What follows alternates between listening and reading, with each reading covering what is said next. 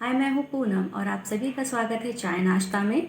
अगर अभी तक आपने चाय नाश्ता को सब्सक्राइब नहीं किया है तो इसे सब्सक्राइब कर लीजिए और बेल आइकन के बटन को प्रेस कीजिए, जिससे कि मेरे आने वाली हर नई वीडियो की नोटिफिकेशन सबसे पहले आप तक पहुँचे। आप अगर चाहें तो मुझे इंस्टाग्राम और फेसबुक पर भी फॉलो कर सकते हैं, उसकी लिंक मैंने डिस्क्रिप्शन बॉक्स में दे रखी है। बाजार में मिलने वाले अनेकों महंगे प्रोटीन पाउडर से भी ज़्यादा असरदार और कारगर प्रोटीन पाउडर की रेसिपी आज मैं आपको शेयर कर रही हूँ, जिसे आप बड़ी ही आसानी से अपने घर पर बना सकते हैं। इसके लिए मैंने 100 ग्राम, जो कि लगभग 1 कप के बराबर होता है, पीनट्स यानी कि मूंगफली के दाने लिए हैं, जिससे कुल हमें 26 ग्राम के बराबर प्रोटीन मिलेगा और ये एक बहुत ही सस्ता और कारगर प्रोटीन का सोर्स है। और मैंने 25 ग्राम, जो कि लगभग 3 चम्मच के बराबर होता है, अखरोट यानी कि वॉलनट्स लिए हैं। नेक्स्ट इंग्रेडिएंट है 50 ग्राम सोया सीड्स, जो कि हर घर में आसानी से उपलब्ध हो जाता है और जिसे हम दालें या फिर सब्जियां बनाने के लिए इस्तेमाल करते हैं। इसके साथ ही साथ मैंने 1 कप आलमंड्स, जो कि 100 ग्राम के बराबर है वेट में और जिसमें लगभग 20 ग्राम के बराबर प्रोटीन पाया जाता है, उसे लिया है। इन सब के साथ ही साथ हम कुछ और सीड्स का भी इस्तेमाल करेंगे, जो कि हमारे प्रोटीन पाउडर को और भी ज़्यादा रिच बनाएंगे। 25 ग्राम मैंने सूरजमुखी यानी कि सनफ्लावर सीड्स लिए हैं, 25 ग्राम पम्पकिन सीड्स, जिसे हम कद्दू के बीज भी कहते हैं, और 25 ग्राम के बराबर मैंने फ्लैक्स सीड्स लिया है, जिसे अलसी भी कहा जाता है। और ये एक बेस्ट सोर्स होता है ओमेगा 3 का, और ये हमारे स्किन के लिए बहुत ही अच्छा होता है। और 25 ग्राम के बराबर ही मैंने मेलन सीड्स, जिसे खरबूज के बीज या फिर मगज के बीज भी कहा जाता है, उसे लिया है। और इसके साथ ही साथ मैंने 2 टीस्पून के बराबर चिया सीड्स लिए हैं। बहुत सारे फायदे होने के कारण ये सीड्स बहुत ज़्यादा डिमांड में है, तो ये आपको ईजिली किसी भी ग्रोसरी स्टोर में मिल जाएंगे। और फाइनली 100 ग्राम्स के बराबर ओट्स का इस्तेमाल करेंगे। होममेड प्रोटीन पाउडर बनाने के लिए अब हम एक एक करके सारे इंग्रेडिएंट्स को लो से मीडियम फ्लेम पर रोस्ट कर लेंगे। पहले मैं ओट्स को रोस्ट कर रही हूँ और जैसे ही इसका कलर चेंज हो जाए और इससे एक भीनी सी खुशबू आ जाए, इसे हम एक बर्तन में निकाल लेंगे। और उसी कढ़ाई में मैंने 1 कप मूंगफली डाली है और इसे भी हम लो फ्लेम पर रोस्ट कर लेंगे। हमें इन्हें जलाना नहीं है, बस हमें इनके अंदर का कच्चापन निकालना है। इन सारे इंग्रेडिएंट्स को रोस्ट करने का हमारा मकसद ये है कि इन सारे इंग्रेडिएंट्स में मौजूद जो मॉइस्चर है वो निकल जाए, जिससे कि हमारी प्रोटीन पाउडर की शेल्फ लाइफ बढ़ जाए, जिससे कि हम इन्हें आसानी से स्टोर करके रख पाएँ। और इसके साथ ही साथ रोस्टेड नट्स एंड सीड्स पचाने में बहुत ही ज़्यादा आसान होते हैं, यानी कि जिन लोगों का डाइजेस्टिव सिस्टम थोड़ा वीक है वो भी इस पाउडर को आसानी से ले सकते हैं। वॉलनट्स को बस हम 1-2 मिनट के लिए ही रोस्ट करके उसे हम निकाल लेंगे।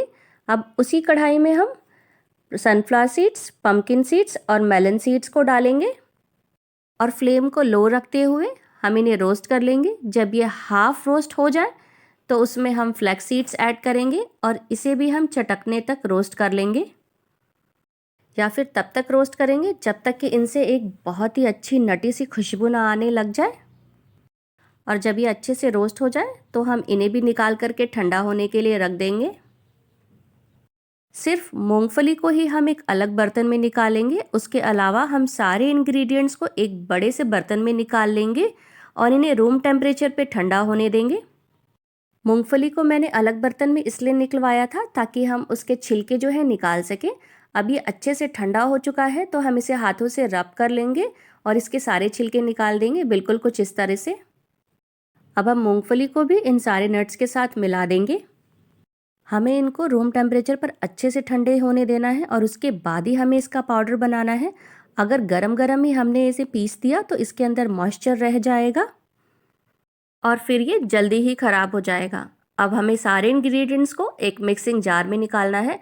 आपने गौर किया होगा कि मैंने चिया सीड्स को रोस्ट नहीं किया था, इसे हम ऐसे ही कच्चा डाल देंगे और फिर हम इसका एक फाइन सा पाउडर बनाएंगे।